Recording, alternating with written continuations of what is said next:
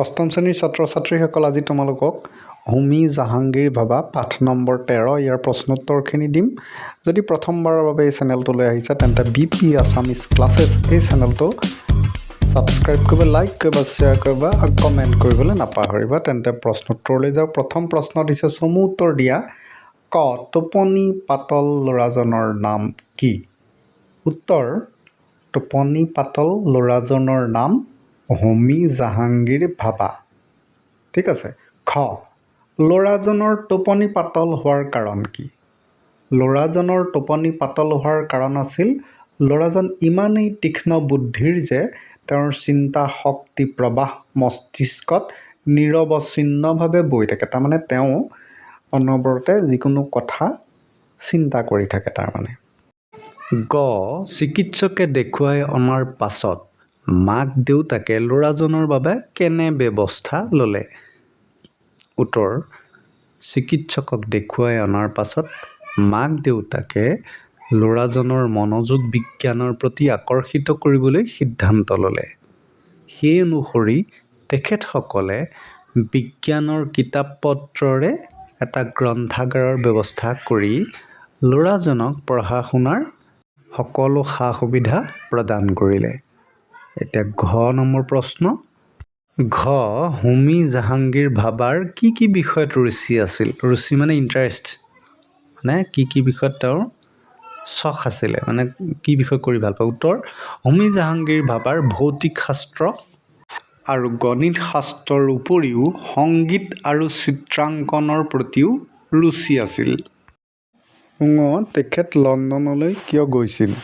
উত্তৰ, হোমী জাহাংগীৰ ভাবা লণ্ডনলৈ ইঞ্জিনিয়াৰিং পঢ়িবলৈ গৈছিল। প্ৰথম চ, দোৰাবজী টাটা ট্ৰাষ্টৰ সহায়ত তেখেতে কি অনুষ্ঠান প্ৰতিষ্ঠা কৰিছিল? উত্তৰ লিখিবা, দোৰাবজী টাটা ট্ৰাষ্টৰ সহায়ত তেখেতে Tata institute of fundamental research প্ৰতিষ্ঠা কৰে। Tata institute of fundamental research প্ৰতিষ্ঠা কৰে। দ্বিতীয় চ, স্বাধীনতাৰ পাছত তেখেত কি আয়োগৰ মুৰব্বী হিচাপে নিযুক্ত হৈছিল? উত্তৰ, স্বাধীনতাৰ পাছত তেখেত পৰমাণু শক্তি আয়োগৰ মুৰব্বী হিচাপে নিযুক্ত হৈছিল। এতিয়া 1 নম্বৰ চমু উত্তৰ দিয়াৰ একেবাৰে শেষৰ প্ৰশ্ন, বৰ্গীয়া জ, তেখেতৰ প্ৰতি শ্ৰদ্ধা জনাই কি অনুষ্ঠান প্ৰতিষ্ঠা কৰা হৈছিল? উত্তৰ, মৃত্যুৰ পিছত তেখেতৰ প্ৰতি শ্ৰদ্ধা জনাই বম্বেত, তেতিয়া আগৰ দিনত বম্বে বুলি কয়, বম্বেত ভাবা পাৰমাণৱিক গৱেষণা কেন্দ্ৰ প্ৰতিষ্ঠা কৰা হৈছিল। এতিয়া 2 নম্বৰ প্ৰশ্ন, লাহে লাহে কিতাপবোৰ ল'ৰাজনৰ সংগী হৈ পৰিল। ইয়াত ল'ৰাজন বুলি কাৰ কথা কোৱা হৈছে? কিতাপবোৰ কেনেদৰে তেখেতৰ সংগী হৈ পৰিল বুজাই লিখা। উত্তৰ, ইয়াত ল'ৰাজন বুলি হোমী জাহাংগীৰ ভাবাৰ কথা কোৱা হৈছে। সৰুকালত টোপনি পাতল হোৱাৰ বাবে ভাবাৰ মাক দেউতাক চিন্তাত পৰি চিকিৎসকৰ কাষ পাইছিলগৈ। পিছত বিজ্ঞানৰ প্ৰতি ল'ৰাটোৰ ধাউতি সৃষ্টিৰ বাবে তেওঁলোকে বিজ্ঞানৰ এটা গ্ৰন্থাগাৰৰ ব্যৱস্থা কৰিলে। শিশু হোমী জাহাংগীৰ ভাবাই এই কিতাপ পত্ৰবোৰ অধ্যয়ন কৰিবলৈ ল'লে আৰু লাহে লাহে কিতাপবোৰ হোমীৰ সংগী হৈ পৰিল। এনেকৈ লিখিলে হ'ব। প্ৰশ্ন নম্বৰ 3, হোমী জাহাংগীৰ ভাবাৰ সপোন কি আছিল? এই সপোন কিয় ফলৱৰ্তী নহ'ল? উত্তৰ, হোমী জাহাংগীৰ ভাবাৰ সপোন আছিল পাৰমাণৱিক শক্তিৰ ক্ষেত্ৰত ভাৰতক এখন জাকত জিলিকা দেশত পৰিণত কৰাৰ। তাৰ বাবে তেখেতে পৰিকল্পনাও কৰিছিল। কিন্তু তেখেতৰ এই সপোন বাস্তৱত পৰিণত হোৱাৰ আগতেই এক বিমান দুৰ্ঘটনাত তেখেতৰ মৃত্যু হোৱাত সেই সপোন ফলৱতী নহ'ল। প্ৰশ্ন নম্বৰ 4 লৈ যাওঁ। হোমী জাহাংগীৰ ভাবাই ভাৰতবৰ্ষক ভাল পাইছিল, এই কথা পাঠটোত কেনেদৰে প্ৰতিফলিত হৈছে লিখা। অকণমান দীঘল হ'ব, উত্তৰটো লিখিবা, হোমী জাহাংগীৰ ভাবাই নিজ দেশ ভাৰতবৰ্ষক ভাল পাইছিল। তেখেতৰ দৰে বিশ্ববিখ্যাত বিজ্ঞানী এজনে বিদেশত থাকি সুখেৰে দিন কটাব পাৰিলেহেঁতেন।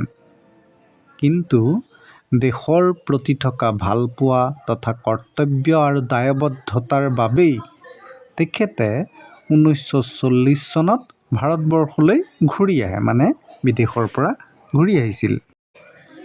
তেতিয়াৰে পৰাই এই বিজ্ঞানীজনে ভাৰতবৰ্ষৰ উন্নতিৰ কাৰণে অহোপুৰুষাৰ্থ কৰিছিল। এইটো অহোপুৰুষাৰ্থ হ'ব লাগে দেই।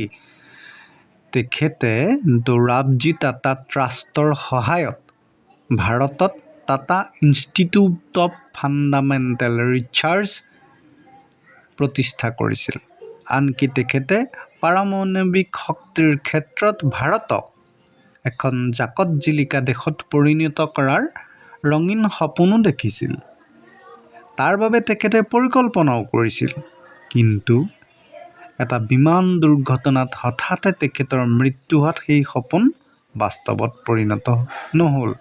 এনেকৈ লিখিলেই হ'ব।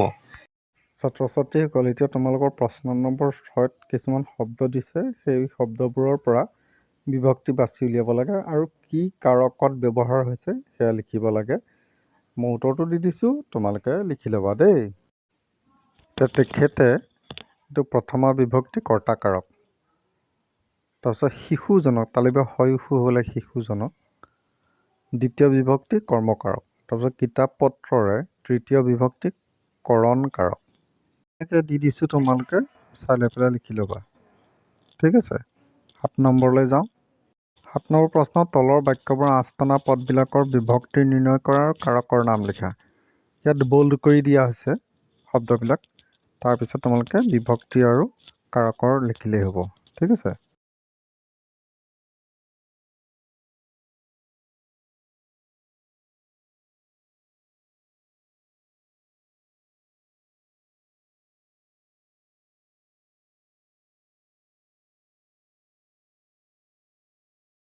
আঠ নম্বৰ প্ৰশ্নলৈ যাওঁ। খালী ঠাই পূৰ কৰা।